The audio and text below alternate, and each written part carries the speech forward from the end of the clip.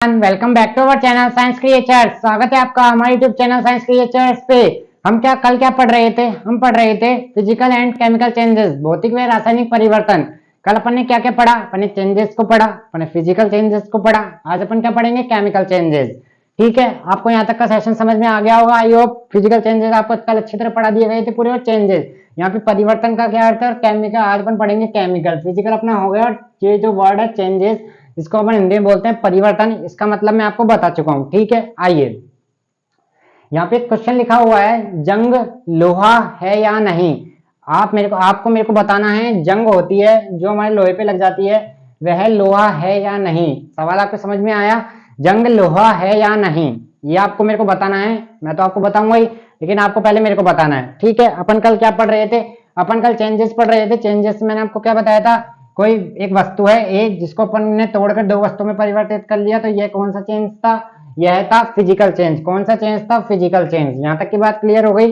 एक ही वस्तु से जब कोई नई वस्तु बनाई जाए, नई वस्तु नया बने, उसी को, जो वस्तु थी उसी वस्तु को तोड़ दिया जाए, या उसके साइज बदल दी जाए, या उसकी शेप बदल दी जाए, या उसके स्टेट बदल दी जाए, तो वह कौन सा चेंज है? Physical change. फिजिकल चेंज में कोई नया पदार्थ नहीं बनता है। आज अपन क्या बात करेंगे? केमिकल चेंज पे। यहाँ पे क्या था? ए था, तो अपन ने चेंज करके ये क्या बन गया? बी बन गया। तो ये बिल्कुल ही क्या हो गया? नया। तो केमिकल चेंजेस में, रासायनिक परिवर्तन में क्या बनेगा? नया पदार्थ बनेगा। इस बात को आप ध्यान रखें, क्या बनेगा? नया पदार्थ बनेगा।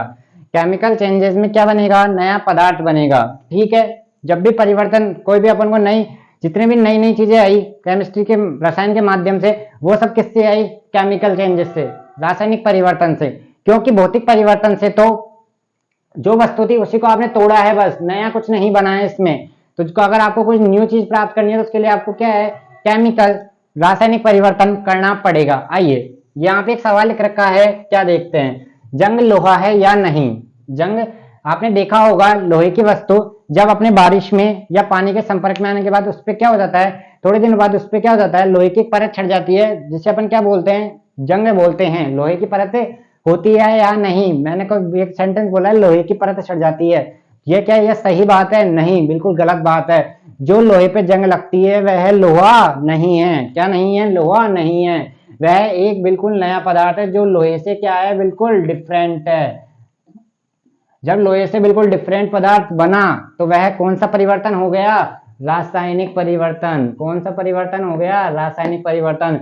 इसलिए बोला जाता है लोहे पर जंग लगना किस परिवर्तन का उदाहरण है? इसलिए बोला जाता है लोहे पर जंग लगना रासायनिक परिवर्तन का उदाहरण है। यहां तक की बात है क्लियर? कौन से का उदाहरण है? रासायनिक परिवर्तन का उदाहरण है। समझे? यह बोला जाता है, बहुत बार कंपटीशन में डायरेक्ट लिखा आता है, लोहे पर जंग लगना निम्नलिखित में से किसका उदाहरण है? तो आप समझे, रासायनिक परिवर्तन का उदाहरण है।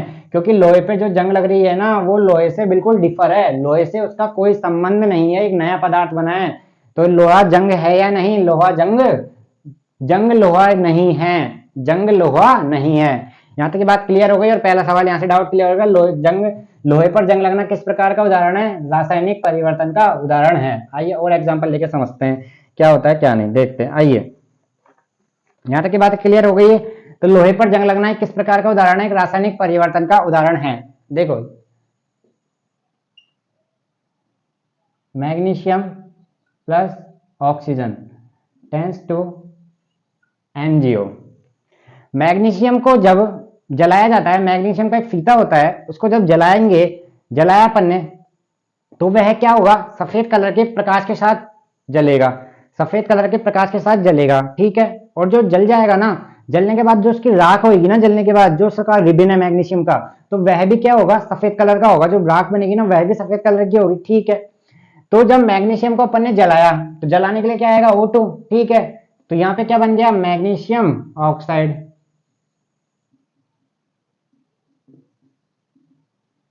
Magnesium oxide. देखो, Mg से मैग्नीशियम ऑक्साइड। अब आपको क्या करना है? मैग्नीशियम ऑक्साइड को लेना है। अब आपको क्या करना है? मैग्नीशियम ऑक्साइड को लेना है, और इसको क्या है? जलीय विलयन में घोल देना है। ठीक है, अब ये क्या बना लेगा? MgOH का होल ट्वाइस, मैग्नीशियम हाइड्रोक्साइड।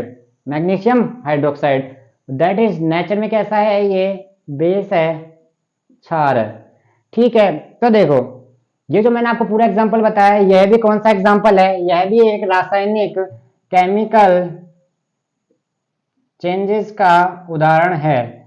अब आप कहेंगे कैसे हैं, एक पदार्थ था मैग्नीशियम, आपने इसको जलाया तो एक नया पदार्थ बना, कौन सा, आपने इसको जलाया तो कौन सा एक नया पदार्थ बना, उस नए पदार्थ का क्या नाम था, जल्दी बताइए। उस नए पदार्थ का नाम था मैग्नीशियम ऑक्साइड। ठीक है, मैग्नीशियम ऑक्साइड आपने यहाँ पे ले लिया उस नए पदार्थ को। जब आपने नए पदार्थ को जल में मिलाया और जल में मिलाने के बाद फिर एक नया पदार्थ बन गया, तो ये कौन सा पदार्थ बन गया, मैग्नीशियम हाइड्रोक्साइड, और वो नेचर में कैसा है, बेस है, क्षारीय है। तो रासायनिक परिवर्तन की परिभाषा से आप क्या बने, जब तो रासायनिक यहाँ से आप देखो परिभाषा क्या आती है, वह परिवर्तन जिसमें एक या एक से अधिक नया पदार्थ बने, ये वह परिवर्तन जिसमें एक या एक से अधिक नया पदार्थ बने, वह परिवर्तन रासायनिक परिवर्तन कहलाता है। अर्थात रासायनिक परिवर्तन में हमेशा एक नया पदार्थ बनेगा। तो यहाँ पे कितने बन गए, पहले इससे एक पदार्थ बना, फिर इससे अपन ने दूसरा नया पदार्थ बना लिया। तो ये किसका एग्जाम्पल हो गया, ये किसका एग्जाम्पल हो गया, रासायनिक परिवर्तन का उदाहरण हो गया। यहाँ तक की बात है क्लियर, जल्दी बताइए, यहाँ तक की बात है क्लियर, समझ में आ गया। ये वाला एग्जांपल आप ध्यान रखना, लोहे पे जंग लगना। अब आते हैं, ये सब एनसीईआरटी के एग्जांपल है, इस बात को आप ध्यान रखें। आइए, नीला थोता जानते हैं क्या आप, नीला थोता क्या होता है, जल्दी बताइए। नीला थोता पढ़ा है आपने कभी, नीला थोता,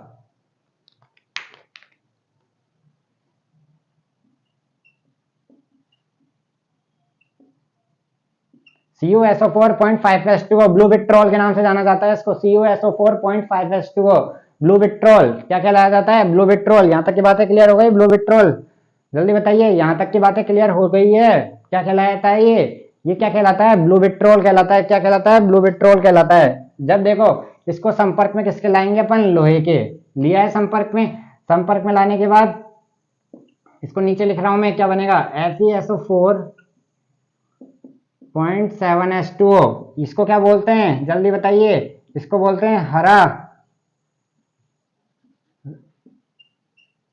रोमन विट्रोल।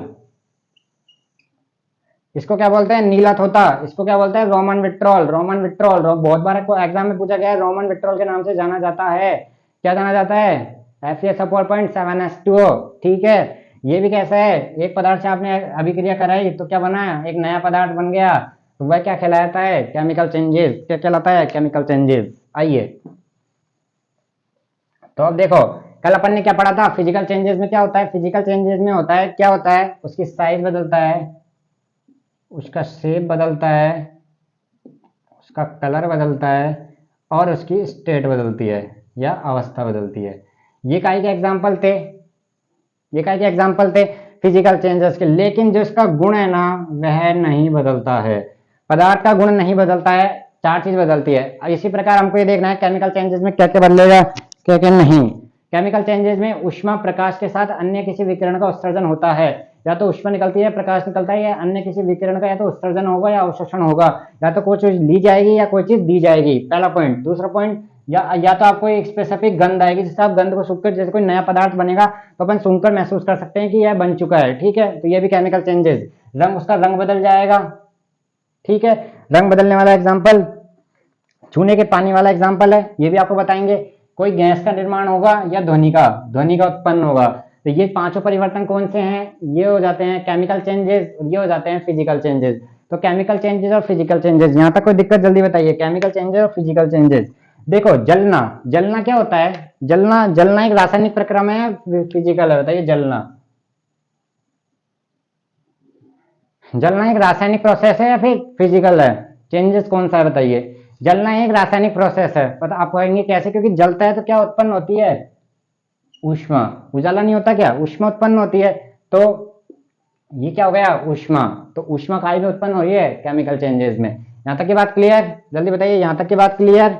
ठीक है, आइए पटाखे किस प्रकार का एग्जाम्पल है, केमिकल चेंजेस। क्योंकि देखते हैं पटाखे चलता है जब ध्वनि भी उत्पन्न होती है, कलर भी दिखता है और गंध भी उत्पन्न होती है। पटाखे चलने के बाद गंध आती है ना, तो वो कैसा एग्जाम्पल है, केमिकल चेंजेस का उदाहरण है। ठीक है, यहाँ तक की बात क्लियर हो गई है। आइए, आज का सेशन हम यहीं समाप्त करेंगे। केमिकल चेंजेस, इसके एग्जाम्पल है इंपॉर्टेंट, जो आपको कल बता दिए जाएंगे। सेशन कैसा लगा, शपथ को फॉलो करें और हमारे चैनल को सब्सक्राइब करें। Thank you.